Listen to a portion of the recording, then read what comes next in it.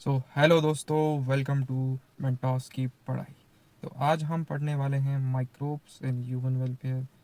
इसमें पूरी एनसीईआरटी हम लोग कवर करने वाले बहुत ही अच्छे तरीके से। तो चलिए शुरू करते हैं। हमारे पास शॉर्ट नोट्स है, उससे हम लोग पूरा चैप्टर बहुत ही अच्छे से हर एक चीज़ कवर करने वाले हैं। तो चलो शुरू करते हैं। तो सबसे पहले माइक्रोब्स माइक्रोब्स से हम लोग क्या समझते हैं। माइक्रोब जो होते हैं ये माइक्रो ऑर्गेनिज्म होते हैं। इनका जो साइज़ होता है वो माइक्रोम्स में होता है, मतलब माइक्रोमीटर में इनका साइज़ होता है। ये बहुत एक मेजर कंपोनेंट है बायोलॉजिकल सिस्टम के अंदर। ये कॉस्मोपॉलिटेंस होते हैं। कॉस्मोपॉलिटेंस का मतलब ये होता है कि हर जगह हमको देखने को मिलते हैं, कि सॉइल में भी होते हैं, पानी में भी होते हैं, कभी कभी किसी दूसरे ऑर्गेनिज्म के अंदर भी होते हैं, बाहर भी होते हैं। ये हर जगह होते हैं। और ये एक्सट्रीमोफिल्स भी देखने को हम लोग को मिलते हैं। एक्सट्रीमोफिल्स का मतलब ये होगा कि ये एक्सट्रीम कंडीशन में भी सर्वाइव करते हैं। ठीक है। और ये बहुत ही डाइवर्स होते हैं। ये हमको पांचों किंगडम में देखने को मिलते हैं: Monera, Protista, fungi, animalia, planting. ये पांचों किंगडम में प्रेजेंट होते हैं। ठीक है। और जो बैक्टीरिया और फंगाई होते हैं वो हम लोग नेकेड आई से तो नहीं देख सकते हैं, बट जो इनकी जो कॉलोनी होती है ये हमको नेकेड आई से देख सकते हैं हम लोग। एनसीईआरटी में एक बहुत ही इंपॉर्टेंट वायरस का एग्जांपल दे रखा है, जिसका नाम है एडिनो वायरसेस। जो एडिनो वायरसेस होते हैं वो एक रेस्पिरेटरी इन्फेक्शन कॉज करते हैं। ये बहुत इंपॉर्टेंट है, इसे आपको याद रखना है। और एक वायरस है जिसका नाम है TMV, मतलब टोबैको मोज़ेक वायरसेस। इसका शेप याद रखना है आपको, ये एनसीईआरटी में दे रखा है। इसका शेप होता है रॉड शेप। और एक वायरस हमको एनसीईआरटी में दे रखा है जो होगा बैक्टीरियोफाज। बैक्टीरियोफाज वो वायरस होता है जो बैक्टीरिया पे अटैक करता है। ठीक है। अब फिर नेक्स्ट टॉपिक पे मूव करते हैं, जो कि microbes and house hold products. तो उसमें सबसे पहले हम देखने वाले हैं कर्ड का प्रोडक्शन।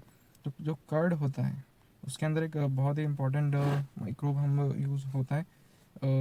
ये बहुत जगह पे ये वाला माइक्रोब यूज़ होता है हमको, और भी आगे चैप्टर में हम लोग इसका नाम देखने वाले हैं। कर्ड के अंदर सबसे पहले हम लोग देखेंगे ये कर्ड जो होता है ये लैक्टिक एसिड बैक्टीरिया से बनता है, जिन्हें हम लोग शॉर्ट में लैब कहते हैं। उसका एक एग्जांपल है लैक्टोबैसिलस। जब भी हम कर्ड बनाते हैं तो हम जो पुराना कर्ड होता है उसमें से कुछ थोड़ा सा पार्ट लेके जो हमें नया कर्ड बनाना है उसके अंदर हम लोग डाल देते हैं, मिल्क के अंदर डाल देते हैं। तो उस जो छोटे से पार्ट को हम लोग बोलते हैं इनक्योलम और स्टार्टर। स्टार्टर और इनक्योलम होता है, उसके अंदर मिलियंस ऑफ लैब प्रेजेंट होते हैं। ठीक है। और जो लैब होते हैं ये लैक्टिक एसिड बनाते हैं। और लैक्टिक एसिड के द्वारा जो मिल्क की जो प्रोटीन होती है वो पार्शली डाइजेस्ट हो जाती है और कोगुलेट हो जाती है, जिसके कारण जो कर्ड होता है उसके अंदर विटामिन B12 की जो मात्रा होती है वो बढ़ जाती है। और एक इम्पॉर्टेंट कर्ड का ये है कि इसके अंदर जो माइक्रोब होते हैं ये गुड बैक्टीरियाज के तरह हम लोग इसको लेते हैं। तो लैक्टोबैसिलस हम जो है ये गुड बैक्टीरिया के अंदर आता है। तो ये डिसीज कॉजिंग माइक्रोब्स को भी चेक करता है। ठीक है, क्योंकि ये गुड बैक्टीरिया है। दूसरा हम लोग पढ़ने वाले हैं हाउस होल्ड के अंदर जो इडली और डोसा होता है, ये भी हम लोग माइक्रोब्स के द्वारा ही फर्मेंट होता है। ये फर्मेंटेड प्रोडक्ट। और ये जो ल्यूकोनोस्टॉक और लैक्टोबैसिलस, ये दो ना जो दो बैक्टीरिया है इनके द्वारा हम लोग इसको, इनका जो डो होता है इडली का और डोसे का, ये फर्मेंट होता है। तीसरा हम लोग पढ़ने वाले हैं ब्रेड। जो ब्रेड होता है वो ईस्ट के द्वारा बनाया जाता है, और जो ईस्ट इसमें यूज़ करते हैं इसलिए इसको हम लोग बोलते हैं बेकर्स ईस्ट। जो ईस्ट होता है वो जो है वो इस डो को फर्मेंट करता है, जिससे कि CO2 गैस रिलीज होती है। और जो ये जो डो होता है इसके अंदर एक पफ्ड अप अपीयरेंस आती है, जिससे कि ये डो फूल जाता है। चौथा हम लोग प्रोडक्ट पढ़ने वाले हैं टोडी। टोडी साउथ इंडिया के अंदर एक पीने वाली ड्रिंक है जो कि पाम ट्री के सैप को फर्मेंट करके बनाई जाती है। ठीक है। ये भी एक बहुत ही इंपॉर्टेंट एग्जांपल है। जो चीज़ है, चीज़ जो है ये ओल्डेस्ट फूड आइटम है जो कि हम लोग माइक्रोब्स के थ्रू बनाते हैं। अब जो चीज़ होता है उसके अलग अलग कैरेक्टरिस्टिक्स होते हैं, और जैसे कि उसका टेक्सचर अलग हो सकता है, उसका फ्लेवर अलग हो सकता है, उसका टेस्ट अलग हो सकता है। और उसका जो टेक्सचर, फ्लेवर और टेस्ट है ये उस पर डिपेंड है कि हम इसमें कौन सा माइक्रोब यूज़ कर रहे हैं इसको बनाने के लिए। इसके अंदर हमको वैसे तो एनसीईआरटी में दो ही चीज़ के नाम दे रखे हैं। तो ये जो दोनों ही चीज़ है ये बहुत ही इंपॉर्टेंट है कि हमेशा क्वेश्चन आता है, ये अपने को हमेशा याद करके ही जाना है। तो सबसे पहला है स्विस चीज़। तो स्विस चीज़ होता है वो प्रोपियोनम बैक्टीरियम शर्मानी से बनता है। याद रखना है कि ये एक बैक्टीरिया है क्योंकि इसके नाम में ही बैक्टीरिया आ रहा है।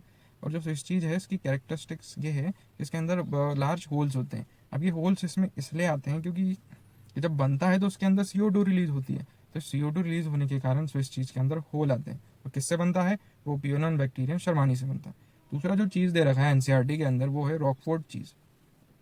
जो रॉकफोर्ट चीज़ होता है ये बनता है पेनिसिलियम रॉकफोर्टाई से, ठीक है। ये जो है ये एक फंगस है। जो तीसरा चीज़ जो है ये एक्स्ट्रा, ये करो या ना करो, एक है, मतलब ये एनसीईआरटी में नहीं दे रखा, ठीक है।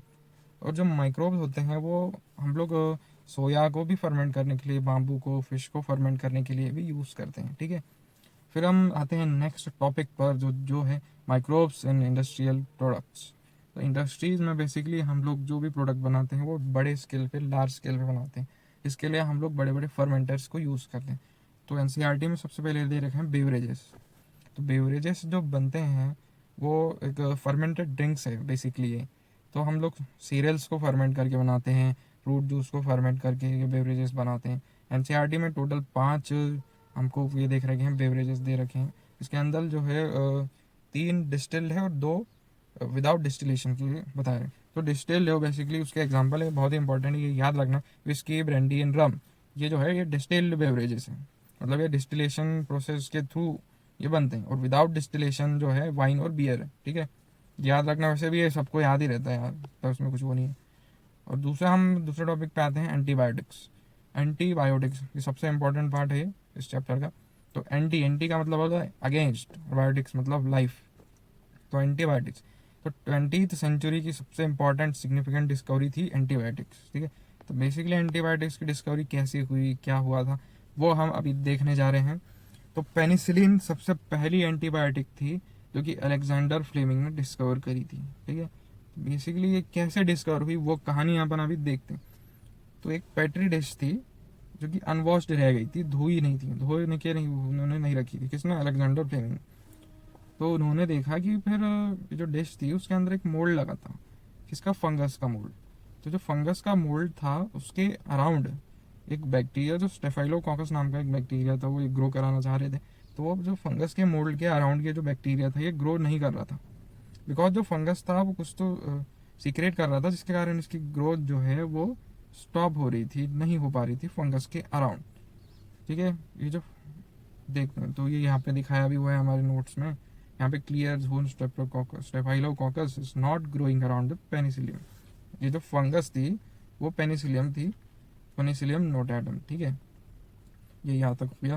अभी जो नेक्स्ट इसके ही अंदर दे रखा है, इसके अंदर जो नेक्स्ट दे रखा है, बाद में जो फुल पोटेंशियल था एंटीबायोटिक्स का वो 2 साइंटिस्ट हैं, चेन और फ्लोरे, इन लोग ने स्टेबलाइज करा, ठीक है। ये भी बहुत एक इंपॉर्टेंट पॉइंट है।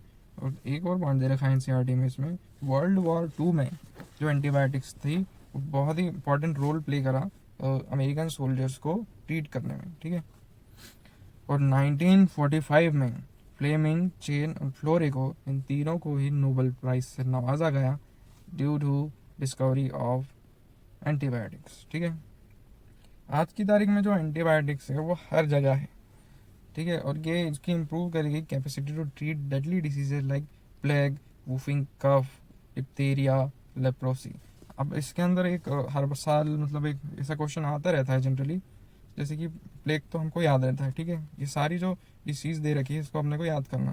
तो इसके आपको मैं ट्रिक बता देता हूँ, जैसे कि वूफिंग कफ, तो यहाँ पे लिखा है कफ, कफ से हो जाएगा काली खांसी, जिसको कफ होता है उसको खांसी तो आती है, तो वूफिंग कफ को बोलते हैं काली खांसी। दूसरा एक डिसीज़ दे रखा है डिप्थीरिया, डिप्थीरिया को बोलते हैं गलघुटू, ये तो अपने को याद ही करना पड़ेगा। और जो एक चौथा और एक डिसीज़ दे रखा है जिसको हम करेंगे लेप्रोसी, लेप्रोसी को बोलते हैं अपन कुष्ठ रोग। ये भी बच्चों को जनरली याद ही रहता है। अब नेक्स्ट टॉपिक के ऊपर मूव करते हैं। एनसीईआरटी के अंदर कुछ केमिकल एंजाइम्स और बायोएक्टिव मॉलिक्यूल्स दे रखे हैं। तो सबसे पहले अपन देखते हैं केमिकल्स, ठीक है। तो सबसे पहला जो केमिकल है वो है सिट्रिक एसिड। तो सिट्रिक एसिड जो है एस्परजिलस नाइगर नाम की एक फंगस है, उसके थ्रू ये बनता है।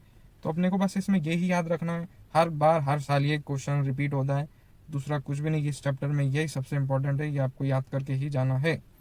सिट्रिक एसिड, जो सिट्रिक एसिड होता है वो एस्परजिलस नाइगर नाम की फंगस से बनता है, ये अपने को याद रखना। दूसरा है acetic acid, acetic acid acetobacter aceti से बनता है, ये एक बैक्टीरिया है, इसके नाम में ही बैक्टर आ रहा है, तो ये इजीली याद हो जाएगा। तीसरा है ब्यूटारिक एसिड, ब्यूटारिक एसिड बनता है क्लोस्ट्रीडियम ब्यूटाइलिकम से, ये भी एक बैक्टीरिया है क्योंकि इसके नाम में ही बैक्टीरिया भी आ रहा है, ब्यूटाइलिकम, ठीक है। चौथा है लैक्टिक एसिड, तो जो लैक्टिक एसिड होता है अपन ऑलरेडी 2 बार हम पहले पढ़ चुके हैं ना, कर्ड के अंदर अपन ने पढ़ा, ठीक है। तो जो लैक्टिक एसिड है वो लैक्टोबैसिलस नाम के बैक्टीरिया से बनता है। और एक केमिकल हम लोग पढ़ते हैं जिसका नाम है लाइपेज।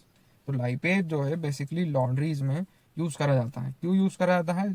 कि ऑयली जो स्टेन्स होते हैं कपड़े में लगे हुए होते हैं, उन ऑयली स्टेन्स को रिमूव करने के लिए हम लोग लाइपेज यूज़ करते हैं। ठीक है, ये भी याद रखना है। आगे अपन कुछ एंजाइम देख रहे हैं। तो सबसे पहले अपन दो एंजाइम देख रहे हैं जिसका नाम है प्रोटीएज और पेक्टिनेज। प्रोटीएज और पेक्टिनेज जो होते हैं ये क्लेरिफाई करते हैं जूस को। बॉटल में जो जूस आता है उसको क्लेरिफाई करने के लिए हम लोग प्रोटीएज और पेक्टिनेज यूज़ करते हैं। ठीक है, और उसके बाद हम लोग पढ़ रहे हैं एक एंजाइम जिसका नाम है स्ट्रेप्टोकाइनेज। तो स्ट्रेप्टोकाइनेज है बेसिकली एक क्लॉट बस्टर है। और ये क्लॉट बस्टर इसके लिए ये हम लोग मायोकार्डियल इन्फ्रैक्शन में यूज़ करते हैं। ये बहुत ही इंपॉर्टेंट एग्जाम्पल है, हर साल रिपीट होता है। ये वाला तो याद करके ही जाना। क्या याद करना है? स्ट्रेप्टोकाइनेज एक क्लॉट बस्टर है जो कि मायोकार्डियल इन्फेक्शन में यूज़ होता है। उसके बाद हम लोग पढ़ रहे हैं और एक एंजाइम जिसका नाम है साइक्लोस्पोरिन ए। साइक्लोस्पोरिन ए जो है एक इम्यूनो सप्रेसिव एजेंट है। ठीक है, और ये जो है ये प्रिपेयर होता है एक फंगस से जिसका नाम है ट्राइकोडर्मा पॉलिस्फेरम। ठीक है, साइक्लोस्पोरिन एक इम्यूनो सप्रेसिव एजेंट है और ये ट्राइकोडर्मा पॉलिस्फेरम एक नाम की फंगस से ये मिलता है अपने को। इसका एक सिग्निफिकेंट अपने को यूज़ आपको पूछ सकते हैं। जब हम लोग ऑर्गन ट्रांसप्लांट करते हैं वगैरह उसके अंदर हम लोग इसको यूज़ कर सकते हैं। इसको साइक्लोस्पोरिन को, क्योंकि ये एक इम्यूनो सप्रेसिव एजेंट है। उसके बाद और एक एंजाइम हम लोग पढ़ेंगे। एंजाइम नहीं, बेसिकली एक एजेंट है, तो जिसका नाम है स्टैटिन। तो स्टैटिन होता है वो एक ब्लड कोलेस्ट्रॉल लोअरिंग एजेंट है और ये हमको मिलता है मोनस्कस परप्यूरस नाम की फंगस से। ठीक है, तो ब्लड के अंदर जो कोलेस्ट्रॉल लेवल बढ़ जाता है तब हम इसको पेशेंट को देते हैं। ठीक है दोस्तों, तो थैंक यू सो मच। तो आगे का पार्ट जो है जो सीवेज ट्रीटमेंट प्लांट है, बायो कंट्रोल एजेंट वगैरह, वो हम लोग देखेंगे नेक्स्ट लेक्चर में। इसको यहीं तक रखते हैं शॉर्ट और क्रिस्प। प्लीज़ आपको फीडबैक दीजिए, कमेंट कीजिए। Thank you.